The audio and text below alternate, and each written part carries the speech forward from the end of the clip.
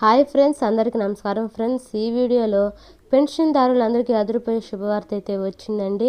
వినాయక చవితి సందర్భంగా కొత్త పెన్షన్లు విడుదల చేయాలని మన ఏపీ గవర్నమెంట్ అయితే ఖరారు చేసిందండి.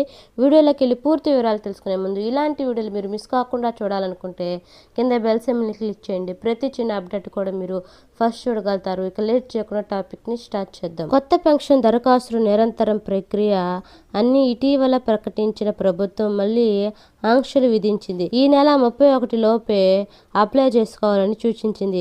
తొలి దశలో ఒంటరి మహిళలు, వితంతువులు, దివ్యాంగులు, చేనేత గీత కార్మికులు, తలసీమియా, సికిల్ సెల్ వ్యాధిగ్రస్తులకు ప్రాధాన్యం ఇవ్వనుంది. క్షేత్రస్థాయి పరిశీలన తర్వాత పెన్షన్లు మంజూరు చేయనుంది.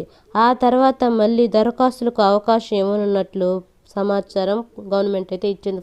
ఇంకా ఎవరైతే మీరు ఇంకా అప్లై చేసుకోకుండా ఉంటారో వాళ్ళందరూ వెళ్ళి త్వరగా అయితే మీ సచివాలయంలో దరఖాస్తు చేసుకోండి ఫ్రెండ్స్.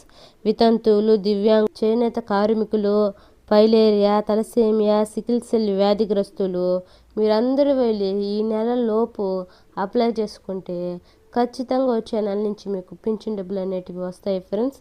ఈ వినాయక చవితి సందర్భంగా మన ఏపీ గవర్నమెంట్ అయితే వీళ్ళందరికీ పెన్షన్ ఇవ్వాలని మంజూరు చేశారు ఫ్రెండ్స్.